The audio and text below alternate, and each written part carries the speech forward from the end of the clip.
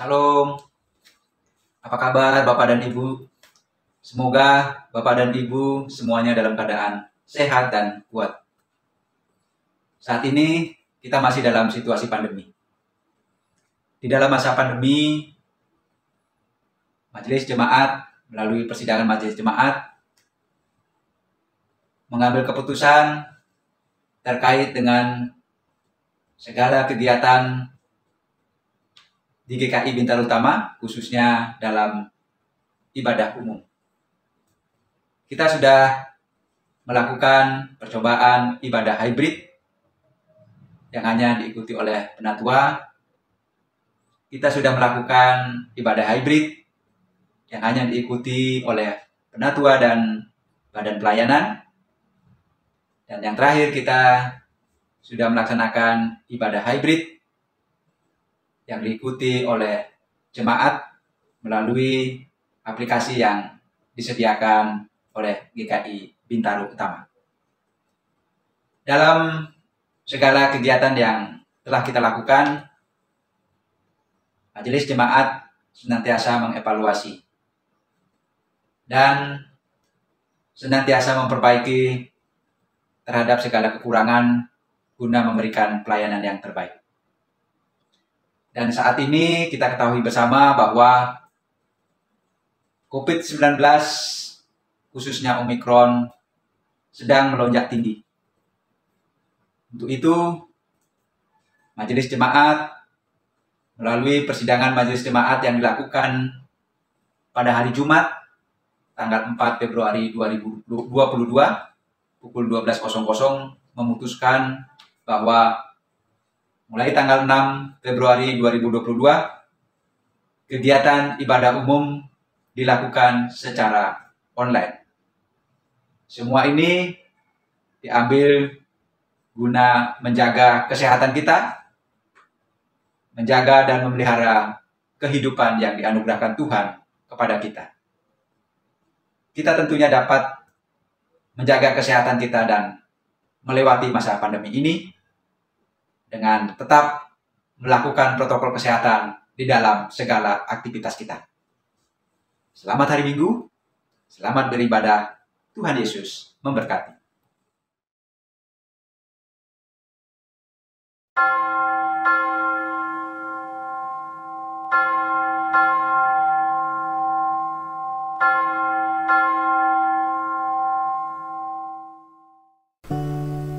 Dengan penuh sukacita, Majelis Jemaat GKI Bintaro Utama mengucapkan selamat mengambil bagian dalam kebaktian Minggu 20 Februari 2022. Kiranya kebaktian ini menjadi berkat untuk kita semua.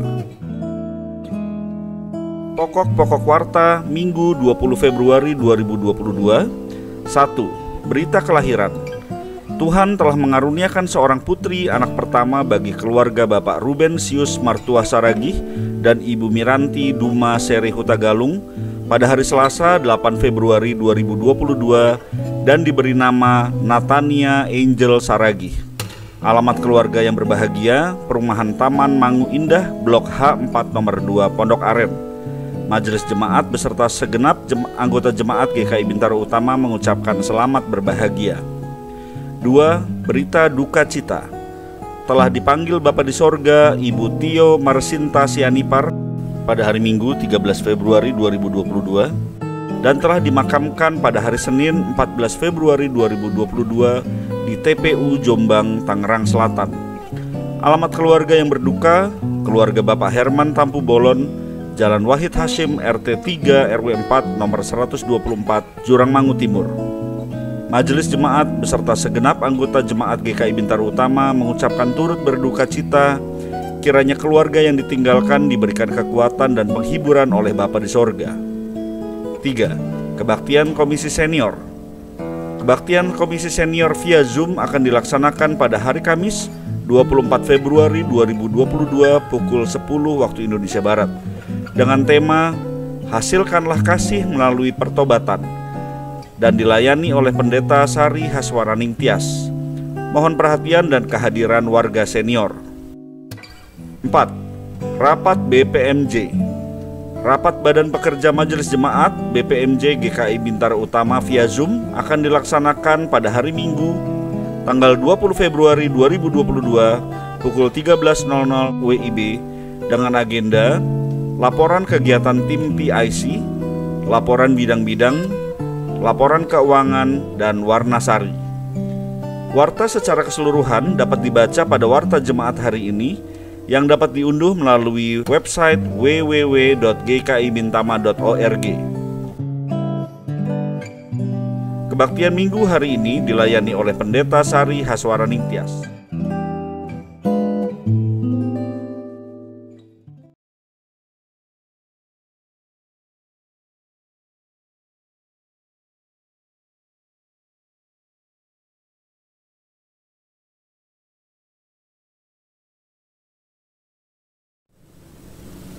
Saudaraku, saat ini kita kembali ke saat-saat di mana kekhawatiran dan kesesakan melanda. Namun sebagai orang percaya hendaknya kita yakin bahwa Tuhan tidak pernah meninggalkan, tetapi senantiasa menjaga dan merawat umatnya. Marilah kita masuki ibadah ini dengan menyatakan kerinduan kita akan penyertaan dan berkat Tuhan melalui nyanyian Kidung Jemaat 457, Ya Tuhan Tiap Jam.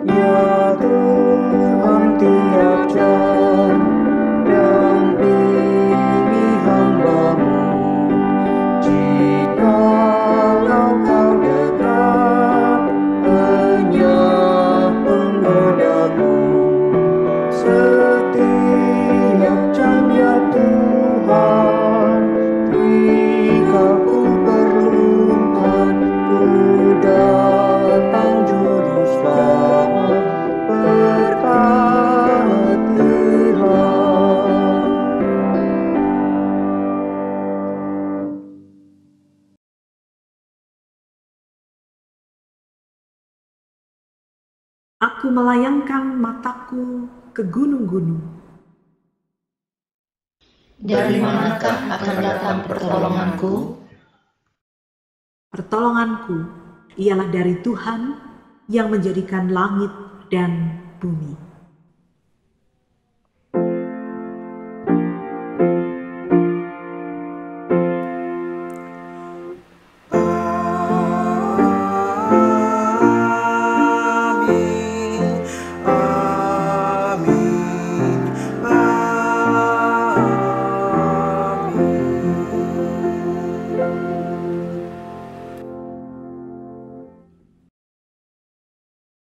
Kasih karunia dan damai sejahtera dari Allah Bapa memenuhi hati kita sekalian.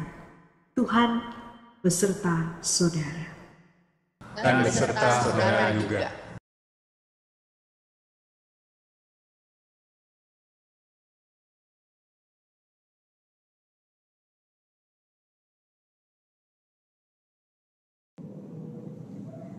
Mengasihi keluarga sendiri, orang-orang terdekat, dan orang yang telah berbuat baik kepada kita, bahkan mengasihi karena imbalan yang akan atau telah diperoleh adalah mudah dan sering dilakukan oleh manusia.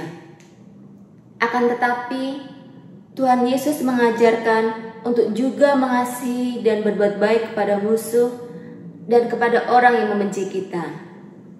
Tema ibadah minggu ini, cara membalas musuh, mengajak umat untuk memahami dan menghayati ajaran Tuhan Yesus ini, agar sebagai umatnya kita mampu mengikuti teladan dan ajarannya dan menjadikannya standar dalam hidup relasi dengan sesama.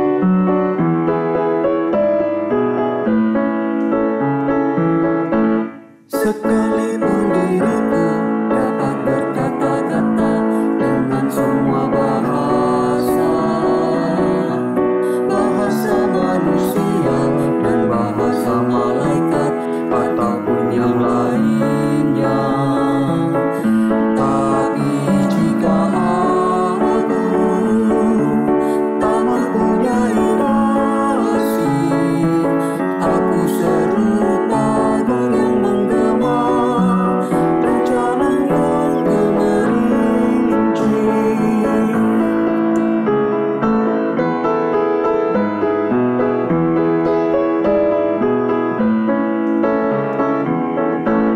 Sekalipun diriku memiliki karunia bernubuat,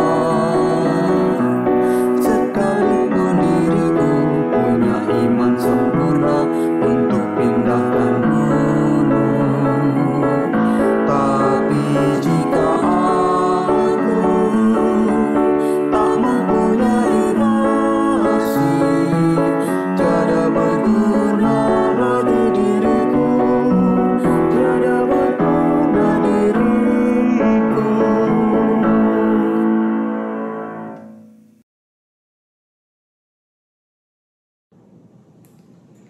Saat ini, kita akan mengaku dosa dan memohon pengampunan Tuhan untuk setiap dosa yang telah kita lakukan karena sering mengabaikan perintah-Nya.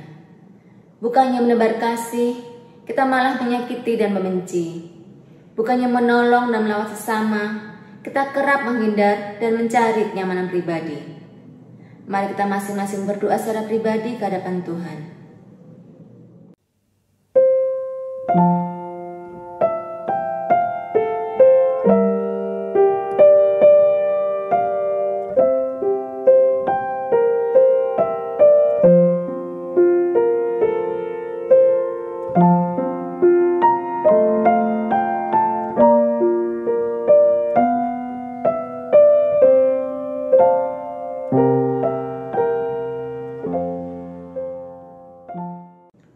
Kasihanilah kami umat-Mu ya Tuhan. Ampunilah segala dosa dan kesalahan kami. Ubahlah kami dan berilah kami hati yang baru yang selalu tertuju pada kehendak-Mu, agar kami layak menerima berkat dan kasih Bapa. Amin.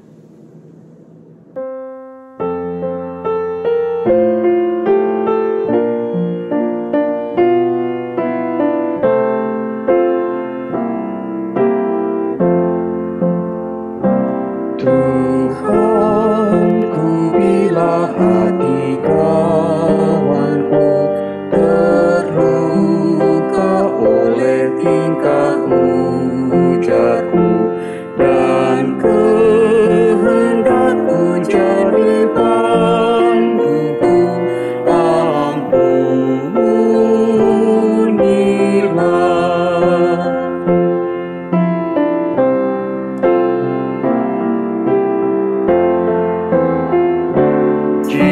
Jikalau tuturku tak semena dan aku tolak orang berkesah, pikiran dan tuturku bercela, ampunilah.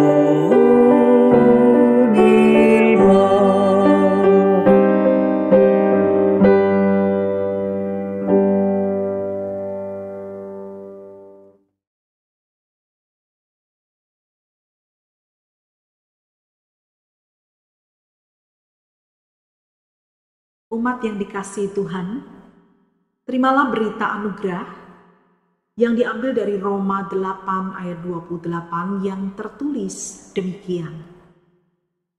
Kita tahu sekarang bahwa Allah turut bekerja dalam segala sesuatu untuk mendatangkan kebaikan bagi mereka yang mengasihi Dia, yaitu bagi mereka yang terpanggil sesuai dengan rencana Allah.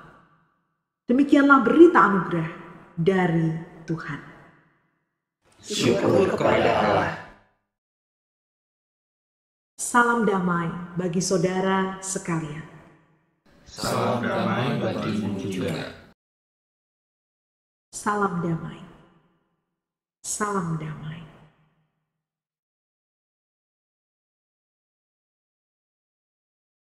Umat yang dikasihi Tuhan, terimalah berita anugerah yang diambil dari Roma 8 ayat 28 yang tertulis demikian. Kita tahu sekarang bahwa Allah turut bekerja dalam segala sesuatu untuk mendatangkan kebaikan bagi mereka yang mengasihi Dia, yaitu bagi mereka yang terpanggil sesuai dengan rencana Allah. Demikianlah berita anugerah dari Tuhan. Syukur kepada Allah. Salam damai bagi saudara sekalian. Salam damai bagimu juga. Salam damai. Salam damai.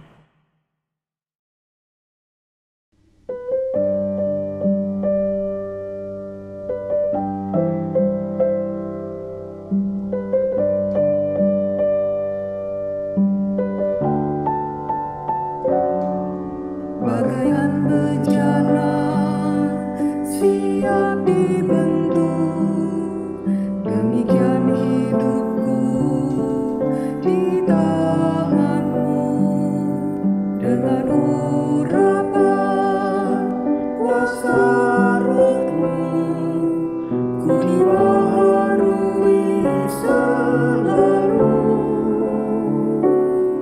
Jadikan ku Allah dalam rumahmu, inilah hidupku di tanganmu. Bentuklah turut kehendakmu, pakailah sesuai rencanamu. Ku mau seperti-Mu, Yesus, disempurnakan selalu dalam setiap jalanku, memuliakan nama-Mu. Ku mau seperti-Mu, Yesus, disempurnakan selalu dalam setiap jalanku, memuliakan nama-Mu, memuliakan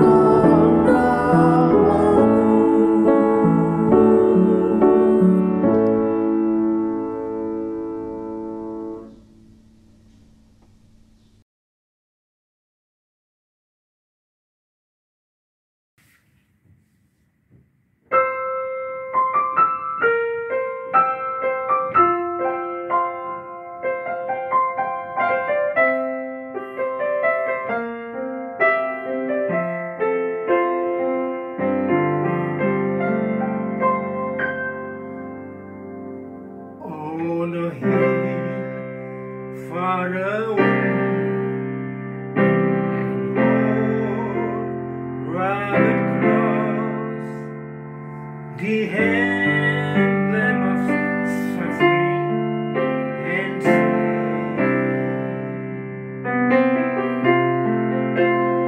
And I love that old cross,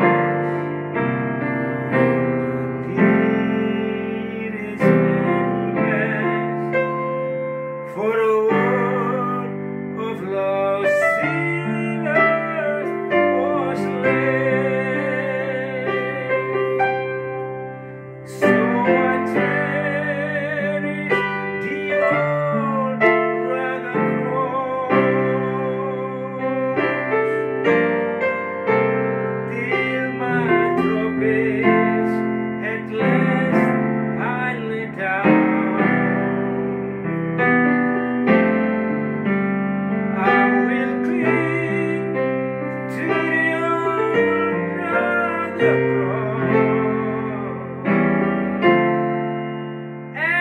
change it someday for a crown.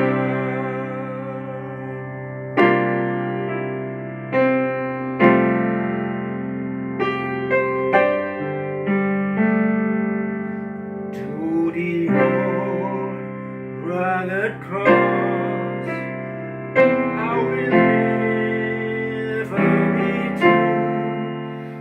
It saved and reproach gladly bear. Then he called me someday to my home far away, where his glory forever I'll share. So I cherish the old rugged cross till my troubles at last I let down. I will cling to the old rugged cross and change it someday for a crown.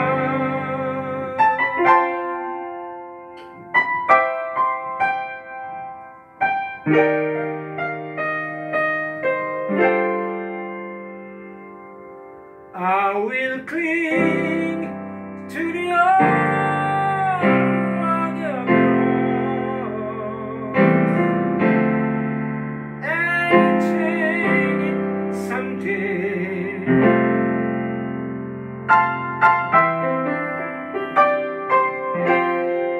And change it someday for a crown.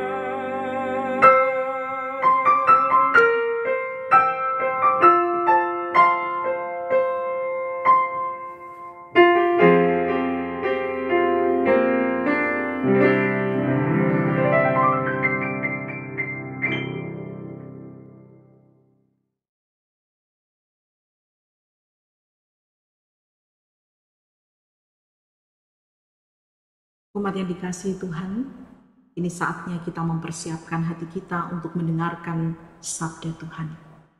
Mari kita bersama berdoa. Ya Tuhan, terima kasih untuk setiap anugerah-Mu yang Kau curahkan dalam kehidupan kami. Terima kasih untuk setiap kebaikan-Mu yang kami masih rasakan hingga saat ini. Seperti kerinduan kami dalam pujian, "Ku mau seperti-Mu, Yesus." Kami semua memohon kepadamu supaya melalui sabda Tuhan, pada akhirnya kami dimampukan untuk dapat hidup meniru Tuhan Yesus yang mengajarkan kami tentang bagaimana memperlakukan musuh dan juga sesama kami. Biarlah Engkau menolong kami supaya kami lebih dulu bersedia dengan kerendahan hati mendengarkan, membuka mata, membuka telinga, membuka hati dan pikiran kami,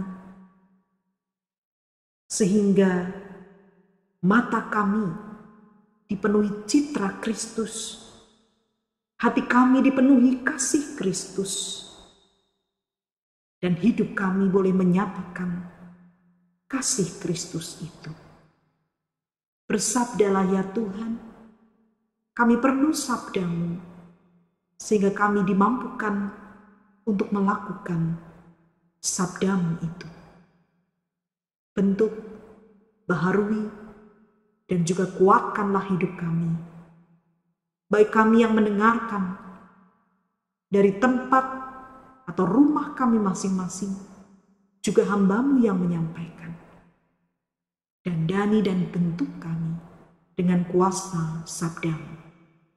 Di dalam nama Tuhan Yesus, kami berdoa. Amin.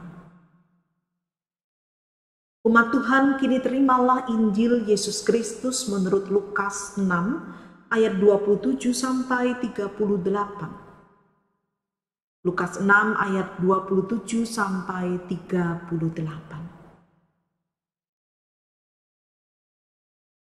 Tetapi kepada kamu yang mendengarkan aku berkata, kasihilah musuhmu, berbuatlah baik kepada orang yang membenci kamu. Mintalah berkat bagi orang yang mengutuk kamu. Berdoalah bagi orang yang mencaci kamu. Barang siapa menampar pipimu yang satu, berikanlah juga kepadanya pipimu yang lain. Dan barang siapa yang mengambil jubahmu, biarkan juga ia mengambil bajumu.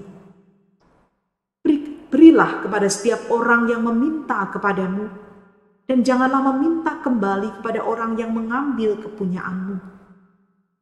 Dan sebagaimana kamu kehendaki supaya orang perbuat kepadamu, perbuatlah juga demikian kepada mereka.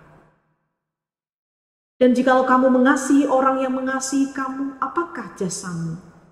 Karena orang-orang berdosa pun mengasihi juga orang-orang yang mengasihi mereka. Sebab jikalau kamu berbuat baik kepada orang yang berbuat baik kepada kamu, apakah jasamu? Orang-orang berdosa pun berbuat demikian. Dan jikalau kamu meminjamkan sesuatu pada orang, karena kamu berharap akan menerima sesuatu daripadanya, apakah jasamu? Orang-orang berdosa pun meminjamkan kepada orang-orang berdosa, supaya mereka menerima kembali sama banyak. Tetapi kamu, kasihilah musuhmu dan berbuatlah baik kepada mereka, dan pinjamkan dengan tidak mengharapkan balasan. Maka upahmu akan besar dan kamu akan menjadi anak-anak Allah yang Maha Tinggi, sebab Ia baik terhadap orang-orang yang tidak tahu berterima kasih dan terhadap orang-orang jahat. Hendaklah kamu murah hati, sama seperti Bapamu adalah murah hati. Janganlah kamu menghakimi, maka kamu pun tidak akan dihakimi. Dan janganlah kamu menghukum, maka kamu pun tidak akan dihukum. Ampunilah dan kamu akan diampuni. Berilah dan kamu akan diberi. Suatu takaran yang baik, yang dipadatkan, yang digoncang, dan yang tumpah keluar akan dicurahkan ke dalam ribaanmu. Sebab ukuran yang kamu pakai untuk mengukur akan diukurkan kepadamu. Demikianlah Injil Yesus Kristus. Yang berbahagia ialah mereka yang mendengarkan firman Tuhan dan yang memeliharanya. Haleluya.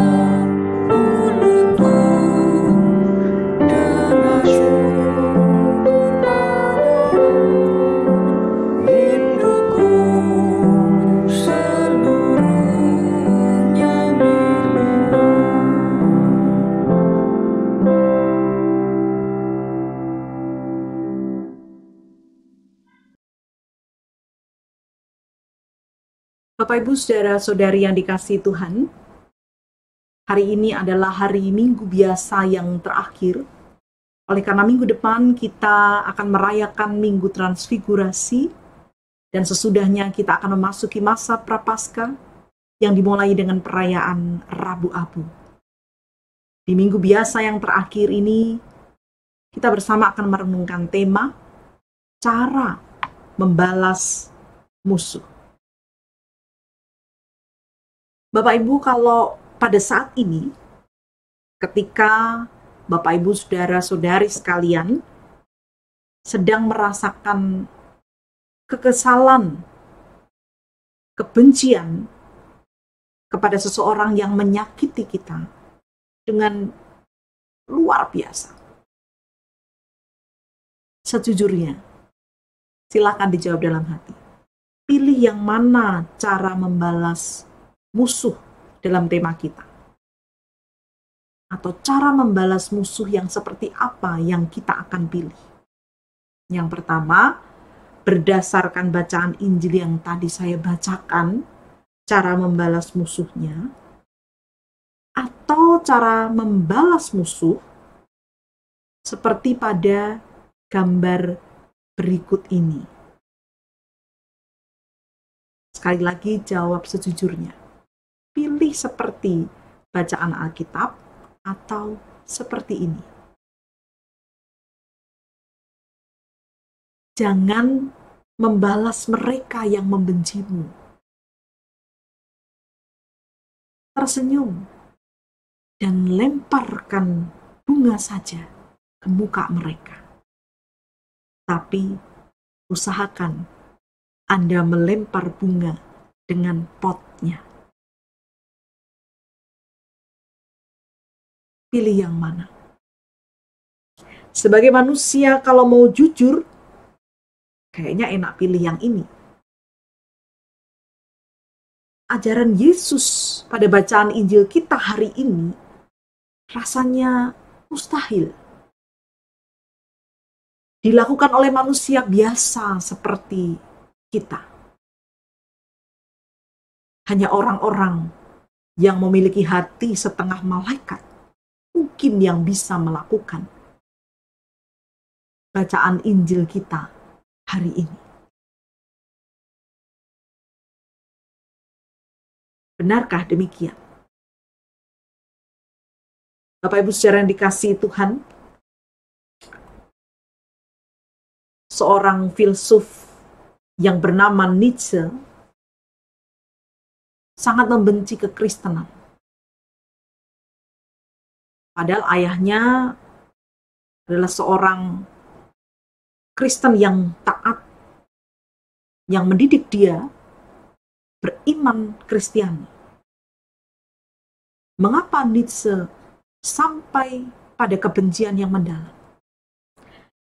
Nietzsche menganggap moralitas Kristiani adalah moralitas khas budak.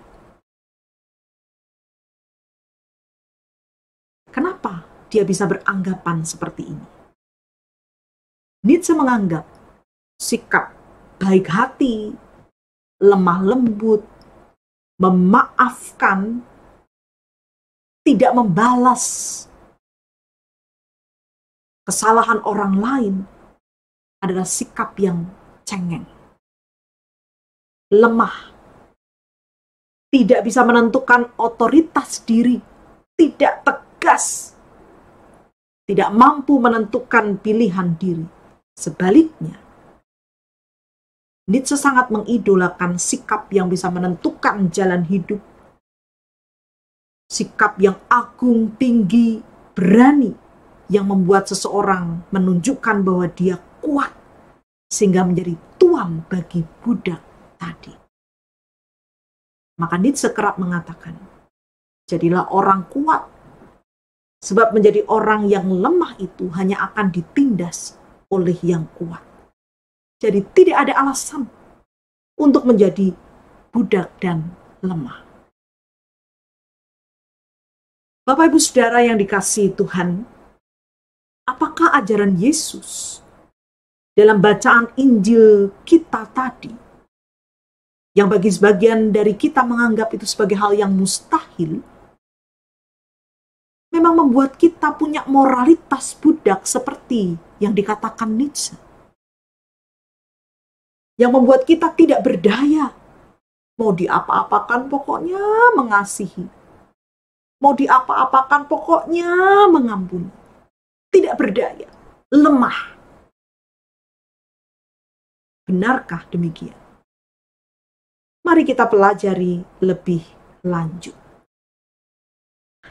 Umat yang dikasihi Tuhan, sebelum kita masuk pada bacaan kita, mari kita pahami lebih dulu apa yang dipahami dengan baik oleh para pendengar Yesus. Jadi mereka memahami bahwa di dalam perjanjian lama dikenal hukum lex talionis yang didasarkan pada Imamat 24 ayat 19-20 ini. Apabila seseorang membuat orang sesamanya bercacat, maka seperti yang telah dilakukannya, begitulah harus dilakukan kepadanya. Patah ganti patah, mata ganti mata, gigi ganti gigi, seperti dibuatnya orang lain bercacat. Begitulah harus dibuat kepadanya. Jika dilihat sepintas, hukum ini seakan mendukung pembalasan dendam. Sebab dikatakan mata ganti mata, gigi ganti gigi. Sepintas demikian.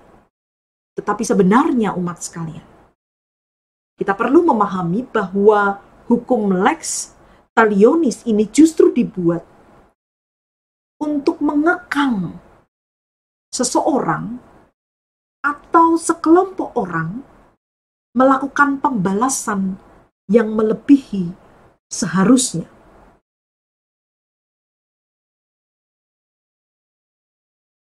Jadi kalau kita melihat apa yang terjadi dewasa ini, kadang kita menyaksikan dalam berita-berita itu bahwa bisa terjadi pembunuhan yang sadis yang sebabnya karena tersinggung. Bisa terjadi pembunuhan ketika seseorang merasa cintanya ditolak. Bisa terjadi pembunuhan bahkan kepada orang tua ketika keinginannya tidak dipenuhi. Dari contoh ini jelas kita melihat ada perbuatan pembalasan yang melebihi seharusnya. Mengapa bisa begitu? Ya ini bersumber dari naluri pembalasan manusia. Itu biasanya akan menuntut pembalasan yang lebih parah dari yang diterimanya. Misalnya, kamu menyakiti anak saya. Maka saya akan ganti menyakiti kamu, menyakiti suami atau istrimu, kalau perlu seisi rumah. Jadi pembalasannya melebihi yang seharusnya. Sekali lagi, sebenarnya hukum ini berjiwa pengekangan atau pembatasan melakukan pembalasan yang melebihi seharusnya. Masalahnya harus diakui, pada prakteknya, pengekangan ini malah bergeser menjadi sebuah bentuk pembalasan dendam yang dilegalkan oleh hukum. Jadi, pada prakteknya terjadi yang namanya penyelewengan terhadap hukum yang bertujuan mengekang pembalasan dendam menjadi melegalkan pembalasan dendam. Atas dasar situasi pergeseran atau penyelewengan pembalasan dendam yang dilegalkan inilah, Yesus dalam bacaan kita mengajarkan dan boleh dikatakan membongkar ulang supaya pendengarnya dapat lebih menghayati hukum itu sebagai ketetapan Tuhan yang harus ditaati dengan tulus, yakni dengan cara menghentikan kekerasan yang bisa timbul akibat membalaskan dendam. Dan dasar penghentian itu adalah kasih. Kasih yang seperti apa? Yang pertama bicara soal kasih Bapa yang baik pada semua orang di ayat 35. Allah Bapa mengasihi semua orang, entah itu orang jahat, orang tidak tahu berterima kasih, ataupun orang baik. Allah Bapa mengasihi semua orang. Allah Bapa yang baik dan mengasihi semua orang itu mengubah perilaku dan memberi cara hidup yang berbeda dengan dunia. Cara dunia itu berbuat baik kepada orang yang baik, mengasihi orang yang mengasihi, dan mengharapkan pamrih. Kalau melakukan sesuatu berharap memperoleh dari hal yang dilakukan itu. Kasih Bapa bagi semua orang yang menjadi dasar mengubah perilaku. Yang berikutnya adalah kasih kepada sesama seperti diri sendiri. Ini nampak pada ayat 31 yang mengatakan, dan sebagaimana kamu kehendaki supaya orang perbuat kepadamu, perbuatlah juga demikian kepada mereka. Artinya, apa yang ingin orang lain perbuat kepada kita, nah kita mengasihi diri kita sendiri, maka perbuatlah itu juga kepada sesama kita. Kita belajar memperlakukan sesama dengan penuh kasih sebagaimana kita mengasihi diri kita sendiri. Mari kita lihat lebih jauh. Seperti apakah Tuhan Yesus mengajari kita untuk menghentikan pembalasan dendam dan kekerasan? Dengan dasar ini, untuk membuktikan apakah benar menandakan ajaran Yesus tentang kasih itu seperti anggapan Nietzsche, moralitas budak yang lemah. Mari kita bersama memperhatikan. Tuhan Yesus mengatakan, kasihilah musuhmu, berbuatlah baik kepada orang yang membenci kamu, mintalah berkat bagi orang yang mengutuk kamu, berdoalah bagi orang yang mencaci kamu. Kalau kita lihat, kasihilah musuhmu, bukan tidak membenci musuh, tetapi mengasihi dari kata agapao atau agape, musuh. Itu dari kata ektros, yang berarti bisa yang membenci kita atau yang kita benci. Kasihilah, bukan tidak membenci sekali lagi. Dan tindakan mengasihi itu nampak pada yang pertama, berbuat baik. Berbuat baik dengan tulus, kalau kita lihat dalam bacaan kita tadi dicontohkan Yesus dalam beberapa tindakan. Bila ditampar, bila diminta baju, bila diminta milik, atau kalau ada orang sedang memerlukan pinjaman. Yang penting kita catat adalah bahwa perbuatan baik yang dicontohkan Yesus di sini tidak boleh diartikan secara hurufiah. Perbuatan baik yang diajarkan Yesus ini semuanya sebenarnya merupakan perwujudan kasih yang menghentikan kekerasan dan pembalasan dendam. Dari beberapa contoh perbuatan baik yang diajarkan Yesus, saya mau mengajak kita mendalami contoh yang pertama saja. Tetapi contoh-contoh yang lain itu sama. Kita tidak boleh mengartikannya secara hurufiah. Kita akan membahas soal ditampar. Ketika ditampar, berikan pipi yang lain. Secara sepintas, ditampar lalu memberikan pipi yang lain itu menunjukkan sikap yang lemah dan tidak berdaya, bukan? Bahwa orang Kristen itu diapa-apain diam, tidak boleh melawan. Saya berasal dari jemaat GKI di wilayah Jawa Tengah dulunya. Kalau memanggil pendeta itu biasanya memanggil dengan sebutan boksu atau boksu. Nah, istilah boksu ini katanya singkatan dari ditabok ora nesu. Ditabok itu dipukul, orang nesu itu berarti tidak marah. Ditabok tidak marah. Kok bisa ya orang ditabok kok tidak marah?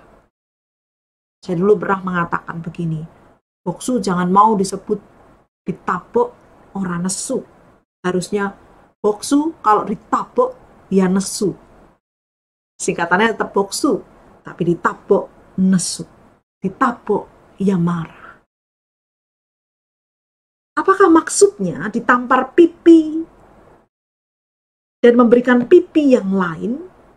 Itu maknanya sekali lagi diapa-apain ya diam, ngalah terus, iya terus. Apakah begitu? Tidak. Mari kita lihat bersama. Ditampar pipi dan memberi pipi yang lain ada di ayat 29 bagian A. Dalam ayat paralel, dalam Matius 5 ayat 38 dikatakan begini. Siapapun yang menampar pipi kananmu, berilah juga kepadanya pipi kirimu. Menampar pipi kanan seperti pada gambar tidak mungkin dilakukan dengan telapak tangan, tetapi dengan punggung tangan. Kalau bukan orang yang kidal, menampar pipi sebelah kanan itu pasti menggunakan punggung tangan. Di dalam tradisi rabbinik, menampar dengan punggung tangan, yang berarti menampar pipi kanan seseorang, itu lebih bermaksud untuk merendahkan dibanding menampar dengan telapak tangan atau menampar pipi kiri seseorang. Jadi ketika seseorang menampar yang lain dengan punggung tangan, maka sekali lagi tamparan itu artinya merendahkan atau memandang rendah, memandang orang yang ditampar itu tidak sederajat. Dan ketika direndahkan, biasanya yang muncul dalam dorongan diri kita adalah membalas. Direndahkan, maka biasanya kita akan membalas dengan kuat. Tapi Yesus mengajarkan untuk memberikan pipi kiri. Apa maknanya?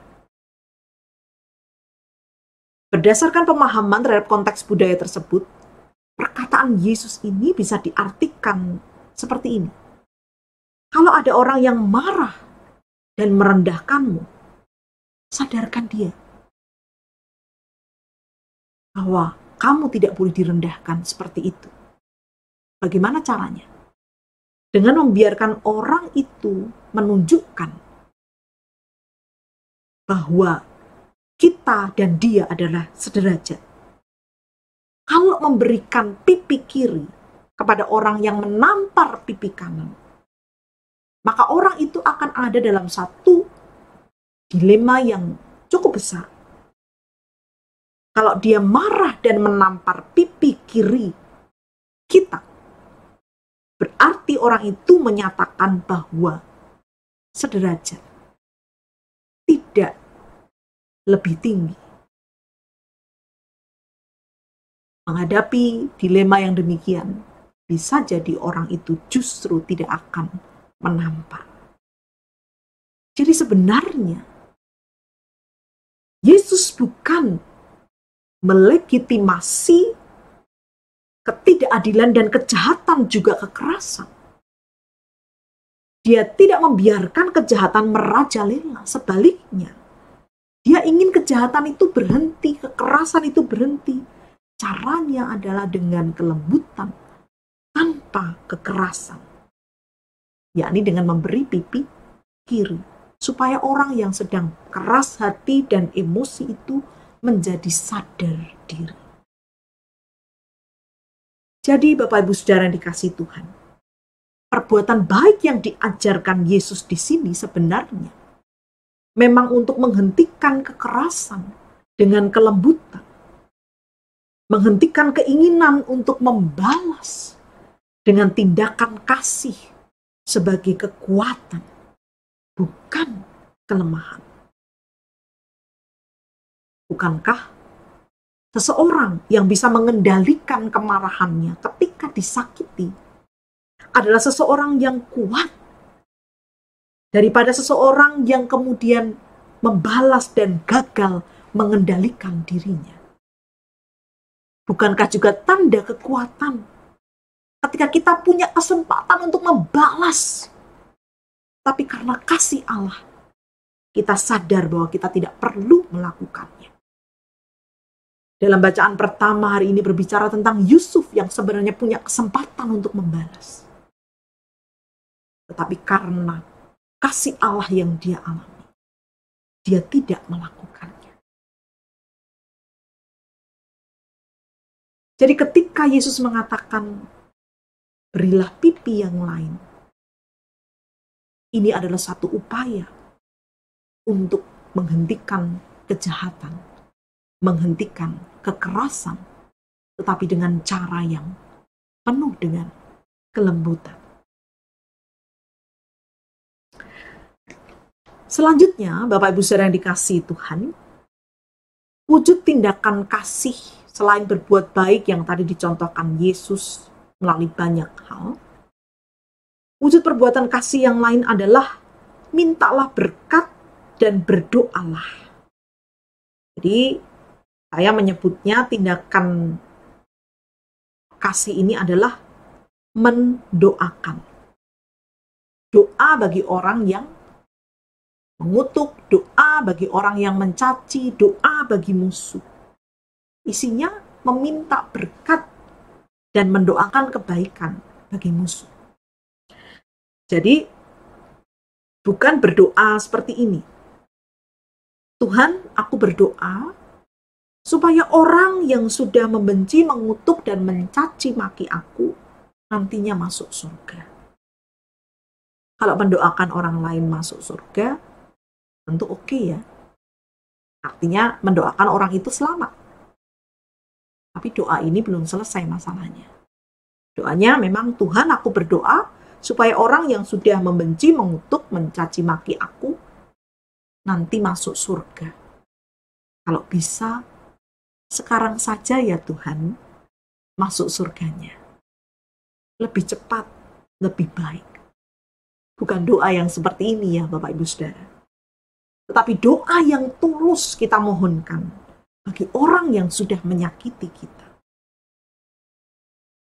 Ketika kita bisa melakukan, maka sebenarnya kita sedang dituntun untuk mengalami pembebasan atau dibebaskan dari kebencian dalam diri kita yang bisa berujung pada pembalasan dendam, serta kita belajar mengampuni. Ketika kita mampu mendoakan seseorang dengan tulus, saat itulah kebencian tidak ada lagi menguasai kita. Seperti Yesus yang berkata, ya Bapa, ampunilah mereka karena mereka tidak tahu apa yang mereka perbuat. Maka kalau dalam diri kita merasakan kebencian, luka karena perbuatan orang lain, latihlah diri kita untuk mendoakan, memohonkan berkat, dan mendoakan yang baik bagi orang itu. Percayalah bahwa saudara akan mengalami bagaimana Tuhan menuntun kita dibebaskan dari tersiksanya batin karena kebencian dan keinginan untuk membalas. Hati kita akan dipenuhi damai sejahtera oleh karena kita belajar mengampuni. Banyak orang berpikir mengampuni itu adalah untuk orang yang membenci kita. Padahal tidak. Ketika kita bisa mengampuni orang lain, maka pengampunan itu justru berdampak baik bagi diri kita sendiri. Pengampunan yang bisa kita lepaskan akan membebaskan diri kita dari kebencian, dari batin yang tersiksa karena kemarahan dan keinginan untuk membalas perbuatan jahat orang lain. Milikilah pengalaman yang seperti ini. Karena pengalaman ini menunjukkan bahwa kita bukan dikuasai oleh kebencian dan kemarahan, tetapi menguasai kebencian, menguasai kemarahan oleh karena perilaku orang lain kepada diri kita. Kembali ke pertanyaan di awal tadi. Seperti yang dikatakan Nietzsche, benarkah moralitas Kristiani adalah moralitas khas Buddha? Jawabnya, tidak. Sebab ajaran Kristus tentang kasih, mengampuni, bukan menunjukkan kelemahan, tetapi kekuatan. Bukan menunjukkan bahwa kita adalah orang yang tidak berdaya karena tidak bisa melawan. Tetapi justru menunjukkan bahwa kita punya kekuatan. Tuhan Yesus tidak mengajarkan kita menjadi korban yang tidak berdaya ketika dia meminta kita untuk mengasihi dan tidak membalas. Tuhan Yesus justru mengajarkan kita untuk menguasai kemarahan dan kebencian, sehingga kita bisa membalas kejahatan itu dengan kelembutan, bukan dikuasai kemarahan dan kebencian yang menimbulkan kekerasan dan pembalasan dendam. Hal ini bukan moralitas Buddha. Justru menunjukkan kekuatan yang sejati. Karena bisa mengendalikan diri dan bahkan menyatakan kasih kepada orang yang sudah melukai dan menyakiti kita. Umat yang dikasihi Tuhan, ajaran Yesus tentang mengasihi dan tidak membalas kekerasan dengan kekerasan sebenarnya telah menginspirasi perjuangan di dunia ini untuk menegakkan keadilan tanpa kekerasan. Ajaran Yesus dalam khotbah di bukit, antara lain pada bagian ini, mengajar kita untuk menyudahi kekerasan dan menghentikan pembalasan dendam atas dasar kasih itu. Sudah menginspirasi seorang tokoh terkenal yang bernama Mahatma Gandhi. Sosok Mahatma Gandhi yang membantu memimpin India menuju kemerdekaan telah menjadi inspirasi bagi gerakan tanpa kekerasan dan perubahan sosial di seluruh dunia.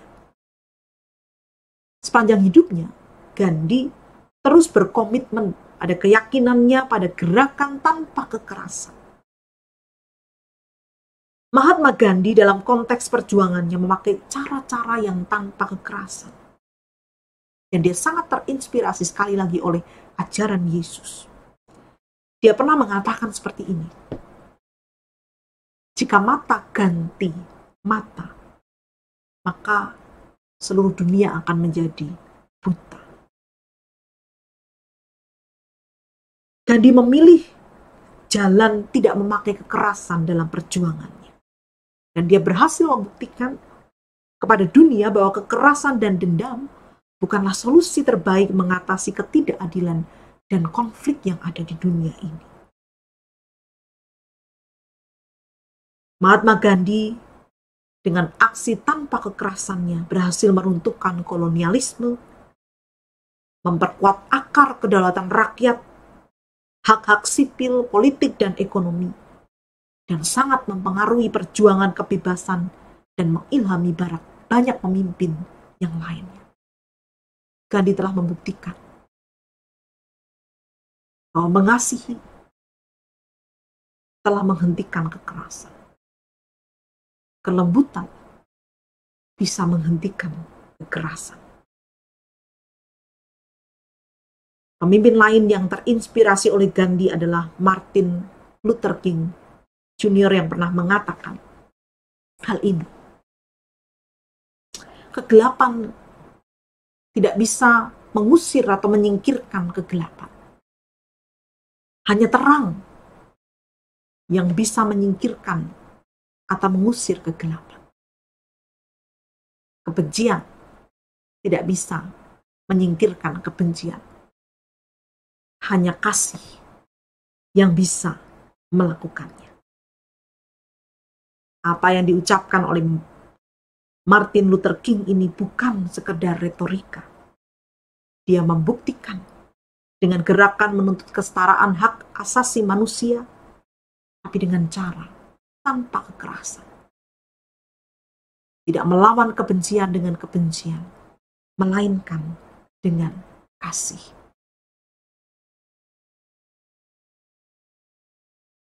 Marilah sebagai pengikut Kristus, kita melatih diri kita untuk menguasai kebencian dan kemarahan dengan kasih Kristus yang sudah kita kenal. Sehingga kita bisa menunjukkan betapa kuatnya kasih yang mengampuni itu. Kasih yang tidak membalaskan dendam dan tidak melawan kekerasan dengan kekerasan. Meskipun kita punya kesempatan untuk melakukannya. Kiranya Tuhan menolong kita. Amin.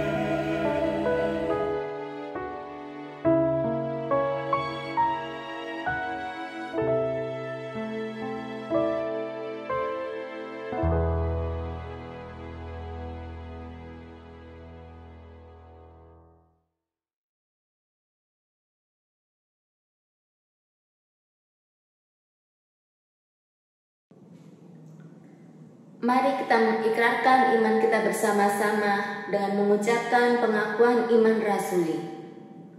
Aku percaya kepada Allah, Bapa yang Maha Kuasa, Khalik langit dan bumi, dan pada Yesus Kristus, Anaknya yang tunggal Tuhan kita, yang dikandung daripada Roh Kudus, lahir dari anak darah Maria, yang menderita sengsara di bawah pemerintahan Pontius Pilatus, disalibkan, mati dan dikuburkan, turun dalam kerajaan maut, pada hari yang ketiga, bangkit pula dari antara orang mati, naik ke surga, duduk di sebelah kanan Allah, Bapa yang Maha Kuasa, dan dari sana akan datang untuk menghakimi orang yang hidup dan yang mati.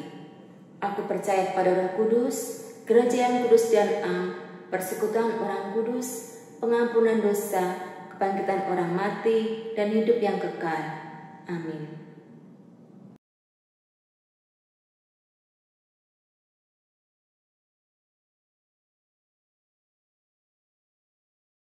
Umat yang dikasihi Tuhan, mari saat ini kita bersama-sama berdoa menaikkan syafaat kita.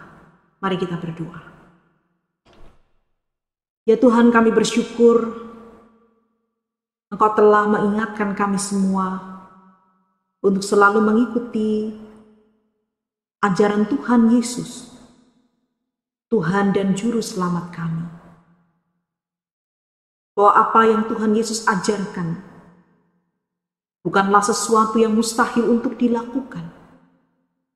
Ketika kami sungguh-sungguh melatih diri kami, memohon kekuatan Tuhan, mengalami sabda Tuhan menyapa kami, maka kami akan dimampukan untuk dapat menjadi pelaku-pelaku firman.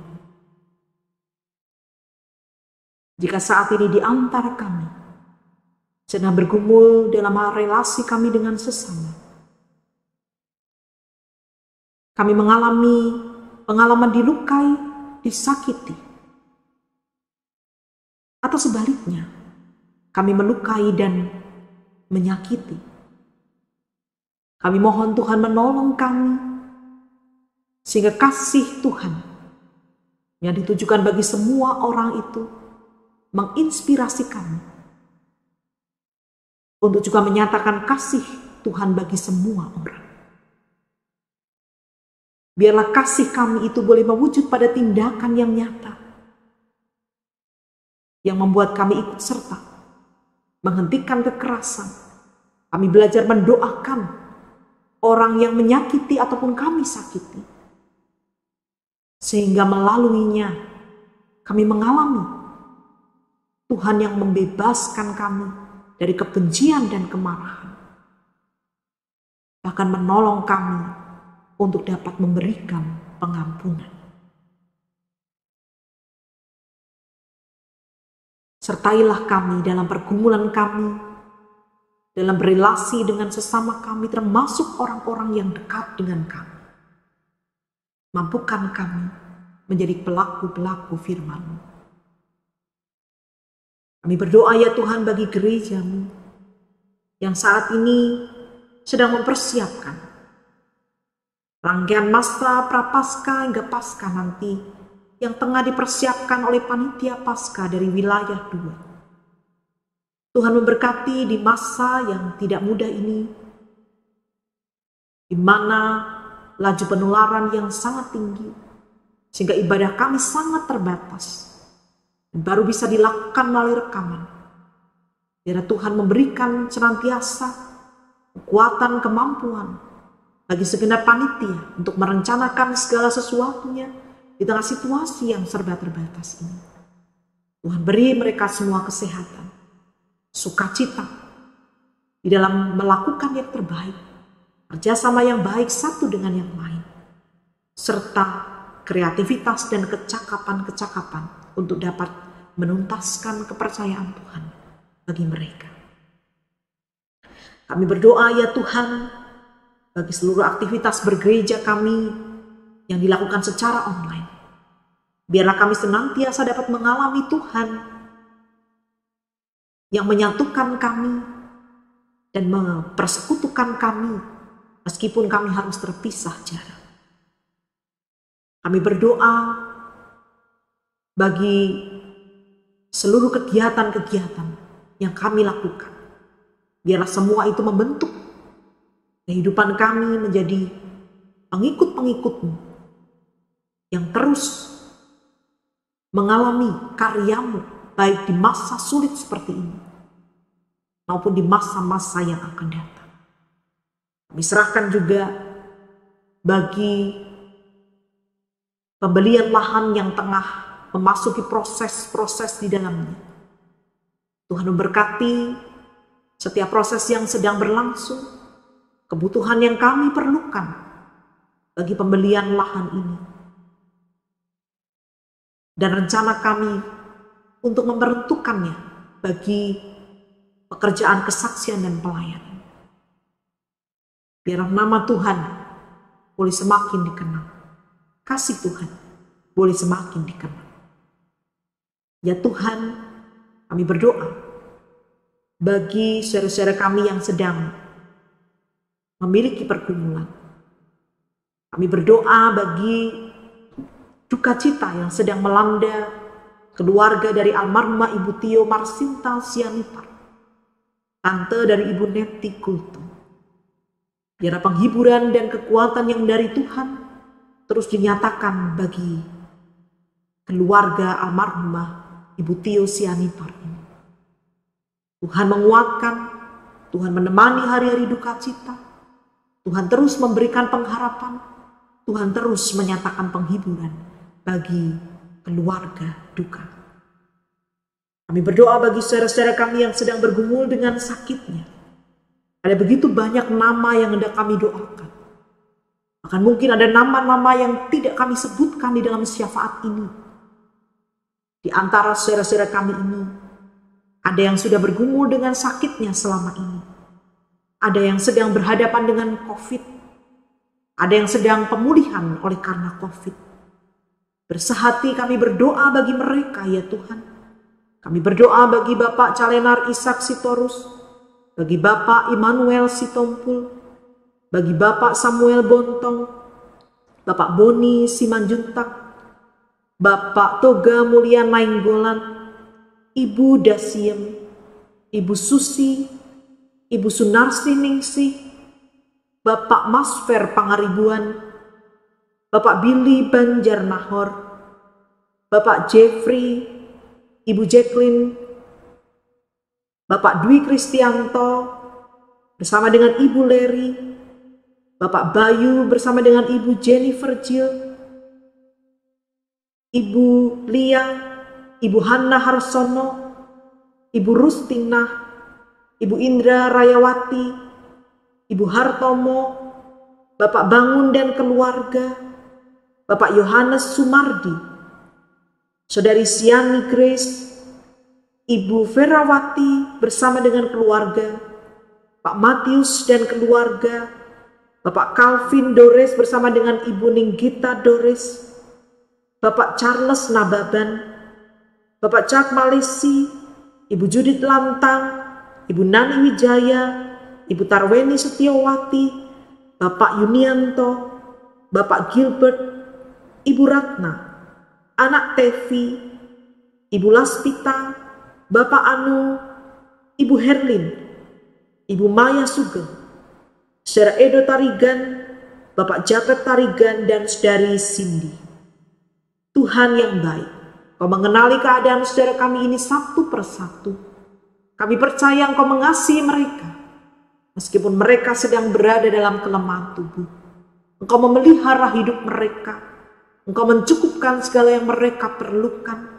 Engkau menjaga hati dan pikiran mereka dengan damai sejahtera yang dari-Mu. Engkau yang akan menyatakan kuasa-Mu yang memulihkan mereka. Engkau juga yang akan menyatakan kuasa-Mu yang menopang hidup mereka, sehingga mereka boleh tetap kuat dan berpengharapan di dalam Tuhan. Pulihkanlah saudara-saudara kami ini. Kuatkan iman mereka. Temani mereka bersama dengan keluarganya untuk terus berjuang bersama dengan Tuhan yang akan terus menemani perjuangan mereka. Tuhan di surga, Kami berdoa bagi bangsa dan negara kami. Biarlah upaya pemerintah untuk mempercepat pemberian vaksin, bahkan vaksin booster, boleh berlangsung dengan baik.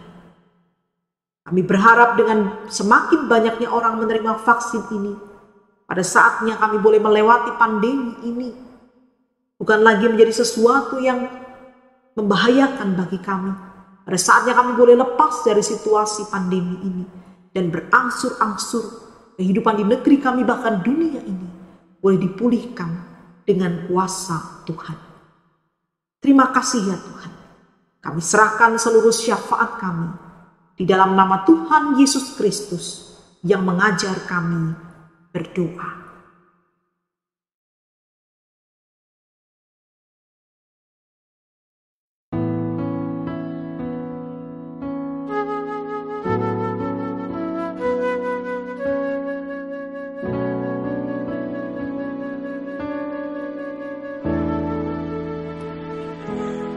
Bapa kami yang ada di surga, dikuduskanlah nama-Mu, datanglah kerajaan-Mu, jadilah kehendak-Mu di bumi seperti di sorga. Berilah kami pada hari ini makanan kami yang secukupnya, dan ampuni kesalahan kami seperti kami ampuni yang lain, dan jauhkan kami dari pencobaan, lepaskanlah kami dari yang jahat.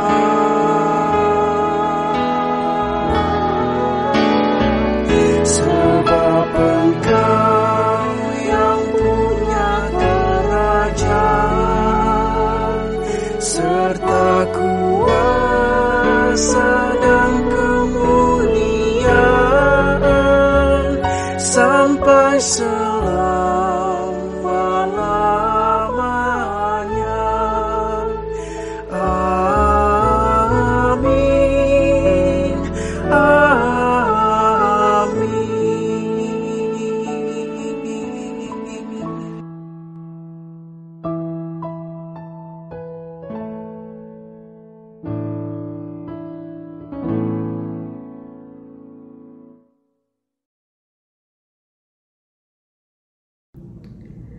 Dengan penuh sukacita serta rasa syukur karena begitu besarnya kasih dan pemeliharaan Tuhan dalam kehidupan umat percaya, saat ini kita menyerahkan persembahan syukur kita ke hadapan Tuhan.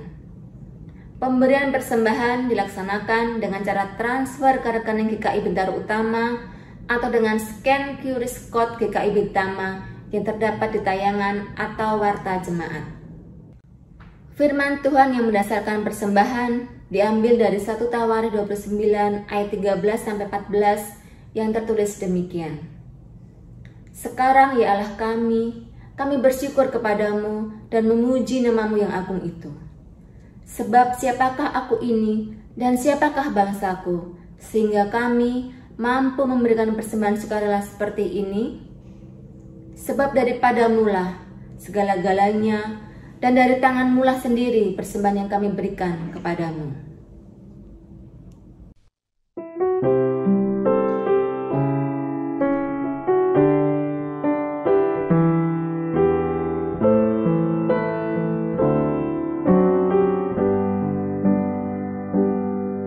Terima kasih Tuhan untuk kasih setia-Mu yang ku alami dalam hidup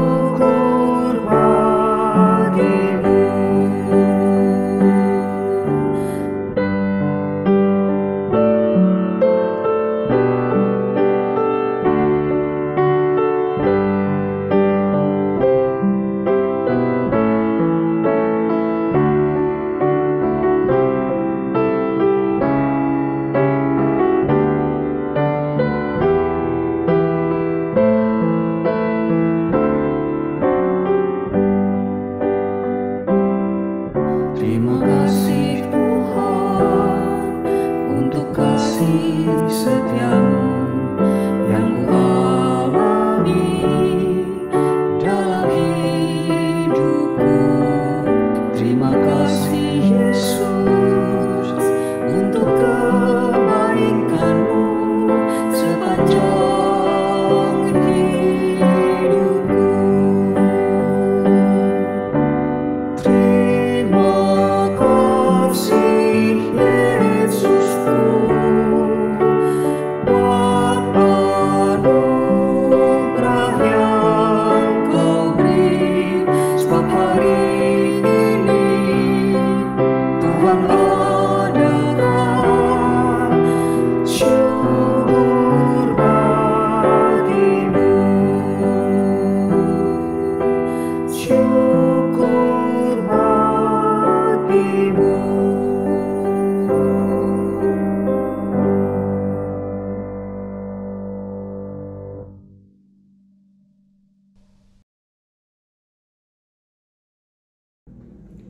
Mari kita berdoa. Ya Allah Bapa, puji syukur selalu kami naikkan kepadamu atas anugerah yang telah Kau limpahkan dalam kehidupan kami. Terima kasih atas penyertaan-Mu yang tak henti-hentinya Kau curahkan kepada kami. Kami berdoa bagi jemaat-Mu yang mengikuti ibadah ini. Kiranya Engkau sertai dan Engkau berkati setiap apa yang jemaat-Mu lakukan. Saat ini kami telah memberikan persembahan kami. Kiranya persembahan yang kami berikan dapat menjadi berkat bagi gereja-Mu di tempat ini dan dapat digunakan untuk memperluas kerajaan-Mu. Terima kasih Tuhan Yesus. Dalam nama Tuhan Yesus kami telah berdoa dan mengucap syukur. Amin.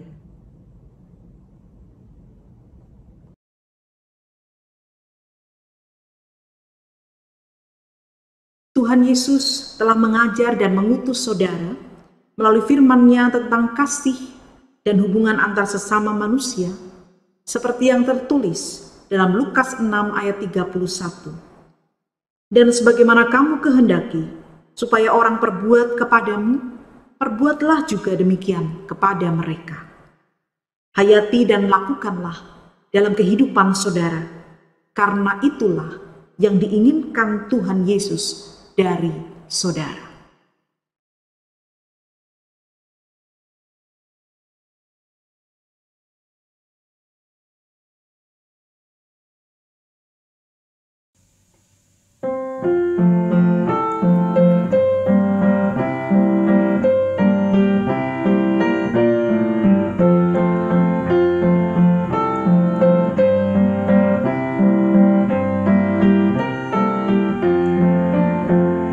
Yesus menginginkan daku bersinar baginya, dimanapun ku berada, ku mengenangkannya. Bersinar, bersinar, itulah kehendak Yesus. Bersinar, bersinar, aku bersinar terus. Yesus menginginkan daku menolong orang lain, manis dan sopan selalu ketika ku bermain. Bersinar, bersinar, itulah kehendak Yesus. Bersinar, bersinar, aku bersinar terus.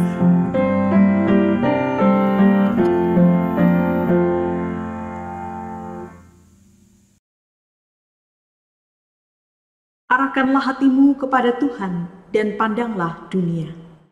Kami mengarahkan hati kami kepada Tuhan dan dunia. Jadilah saksi Kristus dengan senantiasa menyatakan kasih.